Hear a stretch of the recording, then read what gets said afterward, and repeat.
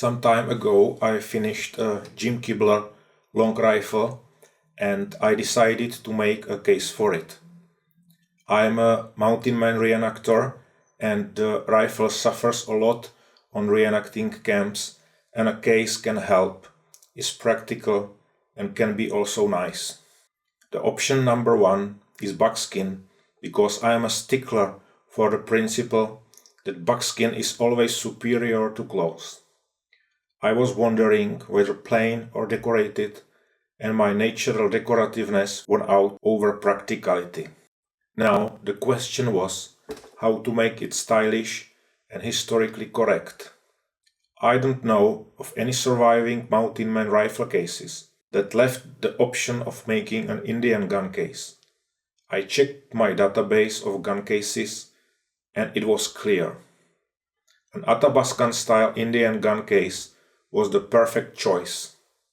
It's simple, has precise architecture, can be decorated easily and effectively, is pretty, practical, stylish, and doesn't have the unnecessary heavy fringing like for example Crow or other tribes' gun cases, which is, I think, impractical and eats up lots of material.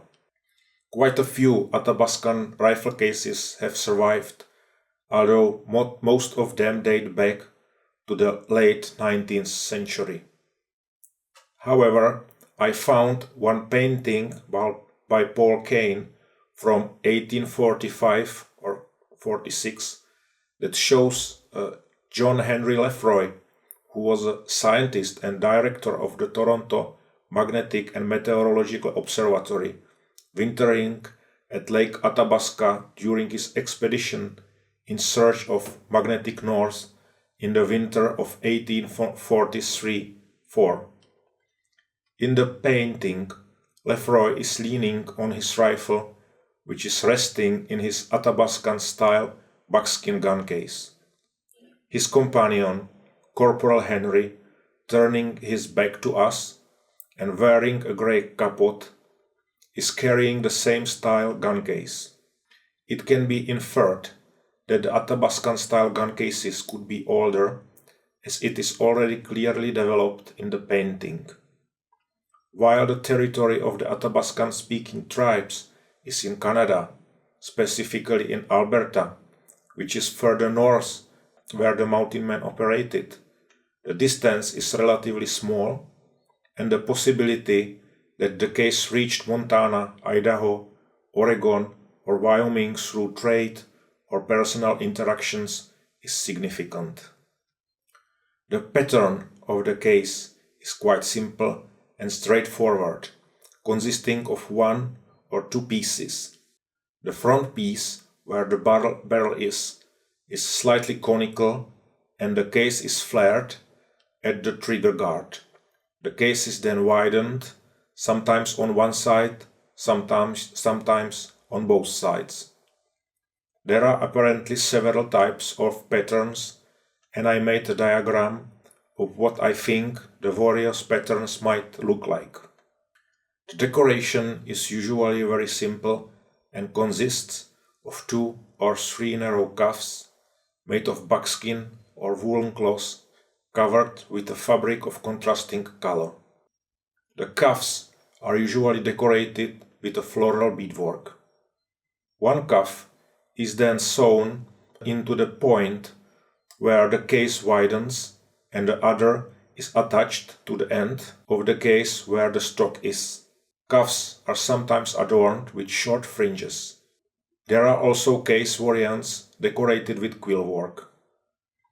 Another decoration is the front hang at the barrel mouth, usually consisting of 2 tabs in the shape of a split snake tongue, decorated in the same style as the cuffs.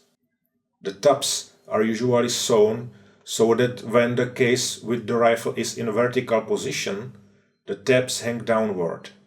Sometimes the tip of the case is adorned with numerous buckskin thongs wrapped with quill work or not decorated at all. One of the typical decorative elements are tufts of thick multicolored wool yarns attached to the bottom seam of the case at regular intervals. The tufts are attached to the case by a short buckskin thong, often accompanied by larger commercial beads. However, in some extant originals, the wool yarn tufts are completely missing, or instead, there are only thongs wrapped with quill, decorated with commercial beads. I decided to make a case out of 2 pieces of buckskin. Once sure that the rifle fits the case perfectly, I cut the case from buckskin. The case is sewn inside out, and a strip of buckskin is inserted into the seam, just like on the originals. I stitch it with real animal sinew, which is also typical for originals. After stitching, the case is turned inside out so that the face side is facing out. For cuffs, I used buckskin as a base, to which I sewed red woolen cloth, which I had previously shaved with a razor blade from hairs to reveal the fabric's texture of the weaving. I hemmed the cuffs with blue cloth. In the same way, I made the 2 front tabs in the shape of a fork snake's tongue. I make the beadwork floral, monochrome and simple, corresponding to an older period. I used old white seed beads. The embroidery is made with real sinew, with a cotton thread as a tacking thread. This is also a procedure that is typical for originals. The decoration with lines of white and later colored seed beads on a background of red or blue woolen cloth can be seen on many extant originals, as for example shooting or shoulder bags, powder horn straps, on garters and so on. Often these are works of Métis or Indians influenced by white influence. That's all I wanted to say today, and if you like my content, please hit follow and visit my website matotope.com. Thank you for your attention, and I look forward to seeing you on the next video.